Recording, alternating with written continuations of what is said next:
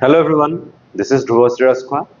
মই এক্সেল এডুকেশ্যনৰ আন এটা ভিডিঅ'লৈ তোমালোকক স্বাগতম জনাইছোঁ আৰু এই ভিডিঅ'টোত আমি তোমালোকৰ ক্লাছ 9ৰ যিখন এডভান্স মেথমেটিক্সৰ নতুন সিলেবাস আহিছে সেই সিলেবাসখনৰ ওপৰত ভিত্তি কৰি এটা নতুন চেপ্টাৰ যাৰ নাম হৈছে সূচক আৰু ঘাতাংক এই চেপ্টাৰটো আমি আলোচনা কৰিবলৈ চেষ্টা কৰিম তোমালোকে আগতে নিশ্চয় সিলেবাসখন পাইছিলাই মোৰ আগৰ যি দুটা ভিডিঅ' আছিলে সেই দুটা ভিডিঅ'ৰ প্ৰথম ভিডিঅ'টোতে মই তোমালোকক সিলেবাসখনত কোড কি আছে সেই কথাখিনি বুজাবলৈ চেষ্টা কৰিছিলো এইখিনি তোমালোকে এতিয়া জানা এই চেপ্টাৰটোৰ নাম হৈছে সূচক আৰু ঘাতাংক মই কৈছিলো যে আগতে ঘাতাংক বুলি আছিলে এতিয়া সূচক আৰু ঘাতাংক দি দিলে সূচক পাৰ্টটো কমপ্লিট নতুনকৈ ইন্ট্ৰোডিউস কৰিছে খালি ঘাতাংকত আৰু এটা অংশ আছিলে যাক আমি এন্টিলগ বুলি কওঁ প্ৰতি ঘাতাংক বুলি কওঁ সেই পাৰ্টটো কমপ্লিটলি কিন্তু এবাৰ উঠাই দিলে সেই পাৰ্টটো নাই গতিকে ঘাতাংক যোৱা বছৰ আছিলে সেইটো আছে প্ৰতি ঘাতাংকটো আছিলে সেইটো এতিয়া নাই বৰ্তমান কিন্তু সূচকটো নতুনকৈ ইন্ট্ৰোডিউস কৰিলে গতিকে সূচকৰ লগত ৰিলেটেড যিখিনি অনুশীলনী সেইখিনি আগত আহিব তাৰ পাছত ঘাতাংকৰ লগত ৰিলেটেড যিখিনি অনুশীলনী সেইখিনি পিছত আহিব আৰু তাৰ উপৰি নতুন বস্তু বহুত কমাইছে সূচকৰ লগত ৰিলেটেড ইমানে ধুনীয়া ধুনীয়া কোৱেশ্চনছ তোমালোকক দিছে নহয় তোমালোকে কৰি বহুত বেছি ভাল পাবা এতিয়া চেপ্টাৰটোৰ নাম হৈছে সূচক আৰু ঘাতাংক নিশ্চয় গম পালা সূচক মানে ইন্ডিসেছ বুলি কোৱা হয় আৰু ঘাতাংক মানে হৈছে লগাৰিথম কথাটো হল ঘাতাংকৰ কথাটো কেনেকৈ আহিলে মানে ঘাতাংকৰ কনসেপ্টটো কেনেকৈ আহিলে সেইটোলে যোৱাৰ আগতে আমি সূচক মানে কি হয় জানিব লাগিব আৰু সূচকৰ ধাৰণা ইয়াত তোমালোকক ধুনীয়াকৈ দি থোৱা হৈছে কোনোবা এটা সংখ্যা যদি বহুতবাৰ একেটা সংখ্যাই পূৰণ হৈ থাকে তেতিয়া তাক আমি সূচকীয় ৰূপত লিখিব লাগে যেনেকৈ 3টা পূৰণ হৈ থাকিলে নিশ্চয় জানা হেতুক আমি 3 কিউব বুলি লিখো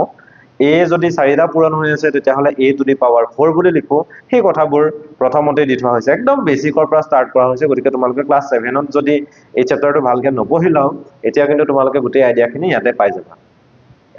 এতিয়া ইয়াৰ পাছত আগবাঢ়ো e to the power n ফৰ্মেটত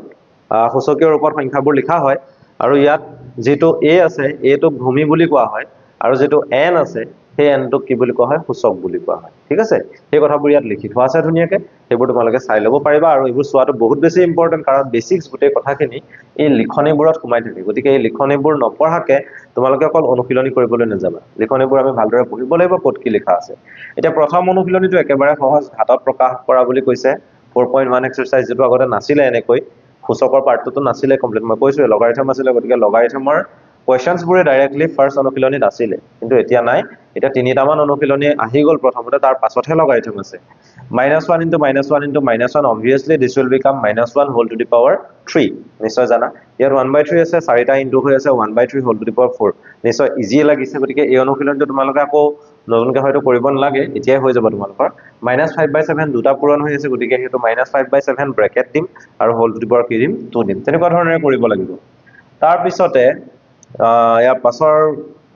পৰ্যায়লৈ গৈ থাকো সূচকৰ কিছুমান বিধি আছে যিখিনি বিধি তোমালোকৰ হয়তো মনত আছে তোমালোকৰ বিদ্যালয়ৰ বা তোমালোকে যত ক্লাছ কৰা অফলাইন ক্লাছ কৰা বা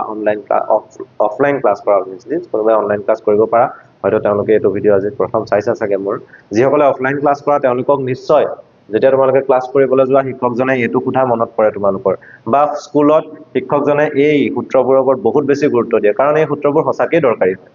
এই সূত্ৰবোৰ নকৰাকে এই সূত্ৰবোৰ নজনাকে এই সূত্ৰবোৰ মনত নৰখাকে আমি সূচকৰ লগত ৰিলেটেড যিবোৰ প্ৰশ্ন সেই প্ৰশ্নবোৰ একচুয়ালি সমাধান কৰিব নোৱাৰো আৰু এটো হৈছে প্ৰথম সূত্ৰ গতিকে এই সূত্ৰবোৰ আমি জানিব লাগিব ঠিক আছে এই সূত্ৰবোৰ আমি জানিবলৈ চেষ্টা কৰিবই লাগিব আৰু ইয়াত প্ৰত্যেকটো সূত্ৰৰে প্ৰমাণ দি থোৱা হৈছে কেনেকৈ কোনে কৰিব লাগে সূচকৰ মৌলিক বিধি বুলি দিয়া আছে কিছুমান অনুসিদ্ধান্ত দিয়া আছে একেখিনি কথাই অকমান মডিফাই কৰি পেলাই তাত অনুসিদ্ধান্ত হিচাপে দি থৈছে তাৰ পিছতে লাহে লাহে পিছলৈ গৈ আছো অনুসিদ্ধান্ত এটো এটা দেখা পাইছা এটো আগতে পাইছিলা হৰণৰ বিধি আছিল নেক্সট আহিলে এটো তোমালোকে আগতে পাইছা জাস্ট মই কৈ গৈছো কি পাইছা আমি পাছত ভালকৈ ডিসকাস কৰিবই লাগিব a/b whole to power n এনেকুৱা আৰ্হিটো এটা তোমালোকে ফৰ্মুলা পাইছিলা এখিনি গুটে ক্লাছ 7 ত তোমালোকক দিয়া আছিল আৰু ক্লাছ 8 তো হয়তো তোমালোকে পাব পাৰা আৰু এটো অনুশীলনী এটা আহিলে ধুনীয়া অনুশীলনী 4 পইণ্টৰ ইয়াৰ প্ৰশ্নবোৰ যথেষ্ট ধুনীয়া ইয়াত a to the power 4 into a to the power 8 দিয়া আছে গতিকে বেস সেম আছে পাৱাৰ কেটা যোগ হৈ যায় জানা গতিকে ইয়াত বেসটো a থাকিব কিন্তু পাৱাৰটো 4 আৰু 8 এই দুটা কি হৈ যাব যোগ হৈ যাব গতিকে পাৱাৰটো কি পাম 8 + 4 12 পাম নেক্সট ইয়াত 3 p to the power 7 আছে, 9 p to the power 6 আছে, ইনটু হৈ আছে। হিয়াৰ উই উইল মাল্টিপ্লাই 3 and 9, 3 আৰু 9 এই দুটা ইনটু কৰিম, আৰু p to the power 7 আৰু p to the power 6 বেলেগকৈ ইনটু কৰিম, তেতিয়া পাৱাৰ 7 আৰু পাৱাৰ 6 যোগ হৈ যাব,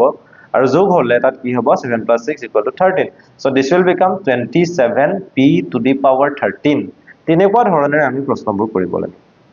তাৰ পাছতে আহিলে ভাগফলবোৰ উলিয়াব লাগে, সেইটো আৰু হৰণৰ প্ৰক্ৰিয়া কৰিব লাগিব। প্ৰত্যেকটো সূত্ৰৰ কাৰণে তোমালোকক প্ৰশ্ন দি থোৱা আছে, যথেষ্ট ধুনীয়া ধুনীয়া প্ৰশ্ন। প্ৰত্যেকটো প্ৰশ্ন মই দেখুৱাই থকা নাই, কিছুমান প্ৰশ্নৰ জাষ্ট আৰ্হি তোমালোকক দেখুৱাই দিছো। তাৰ পাছতে শূন্য, ভগ্নাংশ আৰু ঋণাত্মক সূচক। যদি সূচকটো শূন্য হিচাপে থাকে বা সূচকটো ভগ্নাংশ হিচাপে থাকে নাইবা সূচকটো ঋণাত্মক হিচাপে থাকে, তেতিয়া কি কৰিব লাগে, তেতিয়া আমি কেনে ধৰণেৰে কৰিব লাগে বস্তুবোৰ, এই কথাবোৰ আমি ভালদৰে চাব লাগিব, আৰু তোমালোকে নিশ্চয় পাৰিবা। মূলৰ সংজ্ঞা দিছে, ইয়াতে কিবা কিবি কৈছে আৰু 2 বৰ্গ দিয়া আছে, 3 বৰ্গ, 4 বৰ্গ, এইখিনি জানাই তোমালোকে। মূল মানে তোমাৰ বৰ্গমূল, একচুৱেলি ঘনমূল, বৰ্গমূল, এইবোৰৰ কথা কোৱা হৈছে। সেইবোৰ আমি লাহে লাহে শিকিবলৈ চেষ্টা কৰিম। a to the power 0 সংজ্ঞা, a to the power 0 মানে something to the power 0 কি হয়, 1 হয়, সেইটো তোমালোকে জানা, আগতেও পাই আহিছা, সেই বস্তুটোকে ইয়াত দেখুওৱা হৈছে। গতিকে আগতে পোৱা বস্তুবোৰেই আছে, একো বহুত বেছি নতুন বস্তু নহয়। তোমালোকে জাষ্ট ইয়াত দিয়া এক্সেপশ্যনেল যিবোৰ কুৱেশ্যনছ আছে, বহুত বেছি ধুনীয়া ধুনীয়া কুৱেশ্যন, সেইখিনি কৰিলেই হ'ল। নেক্সট আহিলে এইখিনি, গোটেই যিখিনি সূত্ৰ পাইছো, সেই সূত্ৰখিনিৰ পৰা কিছুমান মনত ৰাখিবলগীয়া কথা দিছে, বহুত বেছি দৰকাৰী। a to the power m আৰু a to the power n যদি সমান হয়, তেতিয়া a ৰ পাৱাৰ যিটো আছে m আৰু a ৰ পাৱাৰ যিটো ইয়াত আছে n, সেই দুইটাই কিন্তু সমান হ'ব। গতিকে এইটো সমান হলে আল্টিমেটলি m আৰু n সমান হ'ব। কিমান ধুনীয়া এটা কথা কৈছে, এইবোৰ মনত ৰাখিব লাগিব। এই যিবোৰ তোমাৰ মনত ৰাখিবলগীয়া কথা আছে, এইবোৰ গৈ পেলাই পাছৰ যিবোৰ মেট্ৰিকত তোমালোকে প্ৰশ্ন পাবা নহয়, তাতো গৈ পেলাই এইটো প্ৰয়োগ হোৱা প্ৰশ্ন পাবা, কাৰণ তেনেকুৱা প্ৰশ্ন আহিছে আগতে। 1-2 বছৰ আগতে তেনেকুৱা প্ৰশ্ন যোৱা বছৰো আহিছে, তাৰ আগৰ বছৰো আহিছে। এই সূত্ৰটো লগাই পেলাই সমাধান কৰিবলগীয়া প্ৰশ্ন। গতিকে এই বস্তুটো জানিব লাগিব, অকল এইটো জানিলে নহব, এইখিনিও জানিব লাগিব। ভালদৰে আমি জনাম, তোমালোকে ভিডিঅ'বোৰ চাই থাকিলেই হ'ল। তাৰপিছতে সৰল কৰা এটা আহিলে, কিমান ধুনীয়া চোৱা, a plus b whole square আৰ্হিত তলত পেলাই দিছে, আৰু সেইটো আমি সমাধান কৰিব লাগে। আৰু কেনেকে পাওঁ, এইটো আনচাৰটো কি পাইছো, 1/√x plus √y। কিমান ধুনীয়া এটা আনচাৰ পাইছো ন। গতিকে এনেকুৱা ধৰণে আমি চাব লাগিব, এইখিনি কৰিব লাগিব। এইটো এটা ধুনীয়া অংক, সুন্দৰ এটা অংক, ভাল পাবা কৰি তোমালোকে। ষ্টেপছবোৰ দীঘল হয়, বাট ডিফিকাল্ট নহয়, ইজি হয়। সূত্ৰবোৰ জানিলেই হ'ল। অনুশীলনী 4.3 লৈকে তোমালোকে একদম ধুনীয়া ধুনীয়া ইজি কুৱেশ্যনছবোৰ চাই গ'লেই হ'ল, বহুত বেছি টান নহয়। 2ৰ ঘাত হিচাপে লিখা, কিমান ইজি, 64 মানে 2 to the power 6 হয়। আকৌ তোমাৰ এইটো ঘনমূল আছে, গতিকে 3টো মানে ঘনমূল যিটো 3 আছে, সেই 3টো পাৱাৰ হিচাপে 1/3 হৈ আহিব। এই কথাবোৰ জানিব লাগিব। এইটো এটা অনুশীলনী, দীঘল অনুশীলনীটো যথেষ্ট দীঘল হয়, কিন্তু মই নাভাবো যে প্ৰশ্নবোৰ বহুত বেছি টান, প্ৰশ্নবোৰ ইজি হয়, তোমালোকে কৰিব পাৰিবা। তাৰ পাছতে আহিলে ঘাতাংকৰ কথা। যেনেকৈ তোমাৰ a to the power n আৰ্হিত সংখ্যাবোৰ থাকে, সেই আৰ্হিটোক আকৌ আমি ঘাতাংক আৰ্হিত লিখিব পাৰো। আৰু ঘাতাংক মানে ইংৰাজীত তাক কি বুলি কোৱা হয়, লগাৰিথম বুলি কোৱা হয়। আৰু লগাৰিথমৰ কথা এজন বিশেষ মানুহে, যিজন গণিতজ্ঞ আছিলে, তেওঁ কৈছিলে, আৰু তেওঁৰ নাম হৈছে কি, জন নেপিয়াৰ। আৰু তেওঁ এটা সংখ্যাৰ ঘাতৰ লগত তাৰ সূচকটোৰ সম্পৰ্ক দেখুৱাবৰ কাৰণে তেওঁ ঘাতাংক পদ্ধতি আৱিষ্কাৰ কৰে, আৰু 1614 চনত ঘাতাংকৰ বিষয়ে বৰ্ণনা কৰি এখন কিতাপ লিখিছিলে, এখন গ্ৰন্থ তেওঁ প্ৰকাশ কৰিছিলে ঘাতাংকৰ কথা লিখি পেলাই। গতিকে তাৰ পৰাই আমাৰ ঘাতাংকৰ আৰম্ভণি, ঘাতাংকৰ কনচেপ্টৰ আৰম্ভণি। আৰু এতিয়া আমি আহি বহুত দূৰ পালো, ঘাতাংক আৰম্ভণিৰ পৰা এতিয়া বহুত দূৰ পালোহি। ঘাতাংক প্ৰয়োগ কৰি আমি বিভিন্ন ধৰণৰ প্ৰশ্ন সমাধান কৰিবলৈ অলৰেডি সক্ষম হৈছো। এতিয়া ঘাতাংকৰ সংজ্ঞা দিয়া আছে, তাতে কিছুমান কণ্ডিশ্যনছ আছে, ঘাতাংক কেতিয়া এপ্লাই কৰিব পাৰো, কেতিয়া নোৱাৰো, সেই কণ্ডিশ্যনছবোৰ আছে, সেইবোৰো আমি চাব লাগিব। চিন সম্পৰ্কীয় কিছুমান কথা আছে, সেইখিনি মই এতিয়া কৈ নাথাকো, এতিয়া ক'লে বহুত দিগদাৰ হৈ যাব। চেপ্টাৰটোত মই জাষ্ট তোমালোকৰ কণ্টেণ্টছখিনি কি আছে ডিছকাছ কৰিবলৈ চেষ্টা কৰিছো, যাতে তোমালোকৰ একো অসুবিধাৰ সৃষ্টি নহয়। তোমালোকে চেপ্টাৰটো চাই গ'লে এটলিষ্ট মোৰ কথাখিনি শুনি যিখিনি মনত কৰিছে, যিখিনি বুজি পাইছা, সেই বস্তুখিনি যেতিয়া চেপ্টাৰটো পঢ়ি যাবা, তেতিয়া নিশ্চয় মনত পৰিব। তাৰ পাছতে তোমাৰ নেপিয়াৰৰ এটা লগাৰিথম আছে, সেইটো নেপিয়াৰিয়ান লগাৰিথম বুলি কয়। তাত একচুৱেলি লগাৰিথমত বেছ লোৱা হয়, ভূমি এটা লোৱা হয়, ভূমি কেতিয়াবা 10 লোৱা হয়, আৰু ভূমি কেতিয়াবা অপৰিমেয় সংখ্যা এটা লোৱা হয়, যাক আমি ইৰে বুজাওঁ। আৰু সেই ইৰ মানটো হৈছে 2.71, আৰু তাত কিবা কিবি আছে, আৰু সেইটো পাছত তোমালোকে পাবা এনেও। গতিকে দুটা ধৰণৰ লগাৰিথম, ফাৰ্ষ্ট ওৱান ইজ নেচাৰেল লগাৰিথম, য'ত বেছটো E10 লোৱা হয় আৰু আনটো হৈছে নেপিয়াৰিয়ান লগাৰিথম হেতুত বেছটো কি বুলি লোৱা হয় E লোৱা হয় এটাক LOG ৰে বুজোৱা হয় এটাক LN ৰে বুজোৱা হয় এইবোৰ আমি পাছত চাম ইনো তোমালোকে পাবা ঘাতাংকৰ বিধি আছে ধুনীয়া বিধি কেইটামান আছে এই বিধি কেইটা প্ৰয়োগ কৰি বহুতখিনি প্ৰশ্ন হয় দেই গতিকে এই বিধি কেইটা তোমালোকে মনত ৰাখিব লাগিব প্লাস এই বিধি কেইটাৰ যিবোৰ প্ৰমাণ এখিনি প্ৰমাণ হয় log mn to the base a equal to log m to the base a plus log n to the base a এইটো এটা পুৰণৰ ধৰ্ম বুলি ক'ব লাগিব প্ৰডাক্টৰ ৰুল বা গুণন সূত্ৰ বুলি কোৱা হয় এই সূত্ৰটোৰ এটা প্ৰমাণটো এইখিনি বস্তু যে এইখিনি লিখিলে তোমালোকে 2 মাৰ্কছ এটা ক্যাৰি কৰিব পাৰিবা তোমালোকৰ ফাইনেল এক্সামত বা আপকামিং যিবোৰ এক্সামছ আহি আছে লাগিলে ইউনিট টেষ্ট হওক হাফ ইয়াৰলি হওক এই এক্সামবোৰত এই প্ৰশ্নবোৰ আহে এইটো প্ৰমাণ ডাইৰেক্ট গুছি আহে গতিকে এইবোৰ মনত ৰাখিব লাগিব প্ৰেক্টিস কৰিব লাগিব নিশ্চয় পাৰিবা প্ৰডাক্ট ৰুল আহিলে তাৰ পাছতে কোৱেশ্চন ফৰ্মুলা আছে ভাগফলৰ সূত্ৰ আছে তেনেকুৱা ধৰণৰ ঢেৰ কিবা কিবি ফৰ্মুলা আছে সেইখিনি আমি চাব লাগিব অনুসিদ্ধান্ত কিছুমান আছে অনুসিদ্ধান্তবোৰ মনত ৰাখিব লাগিব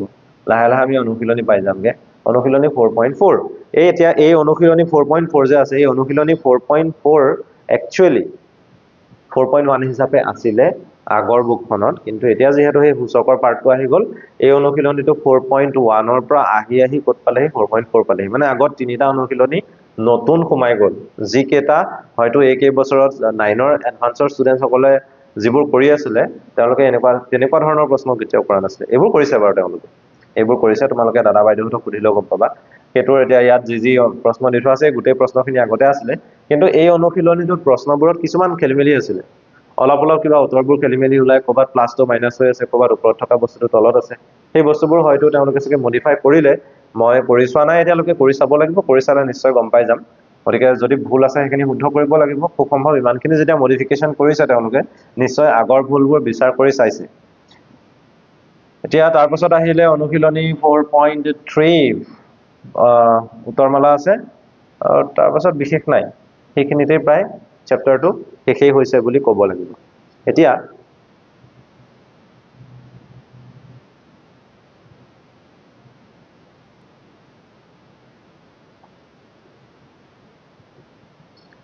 এই যেটো অনুশীলনী আছিল লাষ্টত তোমালোকক দিয়া হৈছে অনুশীলনীটো দেখুৱা হৈছিল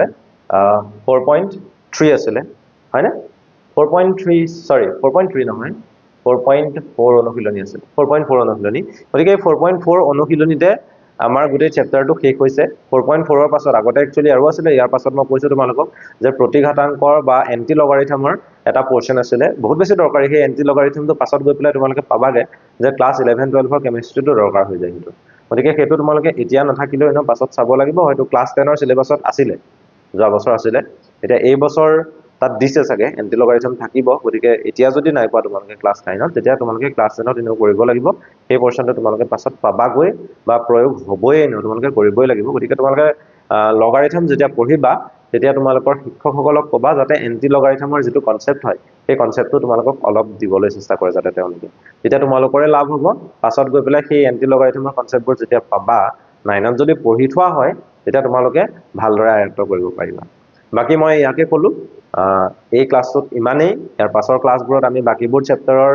সামাৰি লৈ আহিম তাত কি থাকে কি আছে কি নতুনকৈ ইন্ট্ৰোডিউস কৰিলে বা কি আতৰাই দিলে সেই কথাখিনি তোমালোকক কম বা তোমালোকে কি এক্সট্ৰা বস্তু চাব লাগিব যেখিনি আতৰাই দিলে সেইখিনি কিবা প্ৰয়োজন আছে নাই পাছত সেই কথাবোৰ আমি তোমালোকৰ লগত আলোচনা কৰিম তোমালোকে আমাৰ ভিডিঅবোৰ চাই থাকিবা আৰু মই আগৰ ভিডিঅতে কৈছিলো যে প্ৰত্যেকটো ভিডিঅৰ ডেসক্ৰিপচনত আমাৰ ক্লাস 9 ৰ বাবে যেটো WhatsApp গ্ৰুপ খোলা হৈছে এডভান্স ম্যাথমেটিক্সৰ সেই গ্ৰুপটোত তোমালোকে জয়েন কৰিব পাৰিবা তাৰোপৰিও আমাৰ এটা ওয়েবসাইট আছে তাৰ নাম হৈছে exceleducation.net সেইটোতো তোমালোকে ভিজিট কৰিব পাৰিবা তাতো তোমালোকে এডভান্স ম্যাথমেটিক্সৰ কিছুমান ইনফৰমেশন নিশ্চয় পাবা তাত হয়তো এটা কোৰ্স থাকিব সেই কোৰ্সটো জয়েন কৰিব পাৰিবা তোমালোকে বাকি ধন্যবাদ থাকিলে তোমালোকে ভিডিঅবোৰ চাই থাকিবা আৰু এডভান্স ম্যাথমেটিক্সত যাতে আমি 100 ৰ ভিতৰত 100 পাও তাক চেষ্টা কৰিব লাগিব মই চেষ্টা কৰি যাম তোমালোকেও কৰিব লাগিব আৰু নিশ্চয় আমি ভাল ফলাফল পাম ধন্যবাদ